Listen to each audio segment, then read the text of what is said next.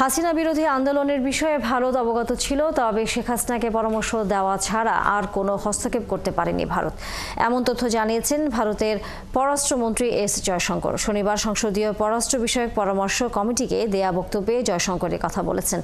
সেই বক্তব্য নিয়ে ভারতের দ্য হিন্দু পত্রিকা সংবাদ প্রকাশ করেছে। বিস্তারিত জানাচ্ছেন নুরনবী সরকার।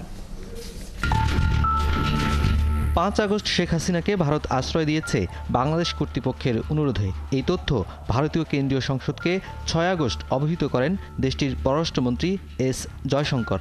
এরপর থেকে শেখ হাসিনাকে আশ্রয় রেখেছে ভারত।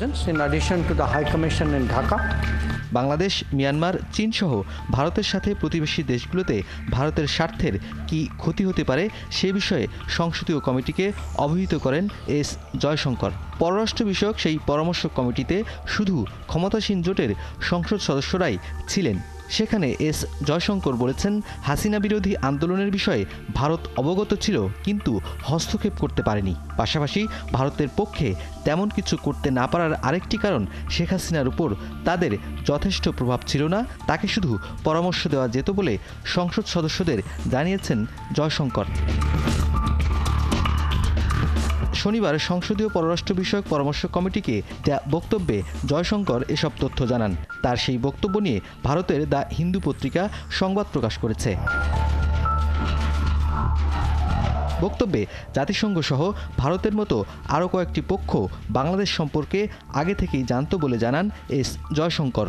বাংলাদেশ সেনাবাহিনীর শান্তিরক্ষী মিশন নিয়ে জাতিসংঘ মানবাধিকার বিষয়ক হাই কমিশনারের বক্তব্যও সত্য বলে জানান তিনি। পাশাপাশি সার্ক পুনরুজ্জীবিত হওয়ার সম্ভাবনাকেও ইতিবাচক বলেছেন ভারতের পররাষ্ট্রমন্ত্রী এস জয়শঙ্কর। বাংলাদেশে হিন্দুদের উপর নির্যাতন নিয়ে বাংলাদেশ সরকারের গৃহীত পদক্ষেপগুলো সংসদ সদস্যদের সামনে তুলে ধরেন।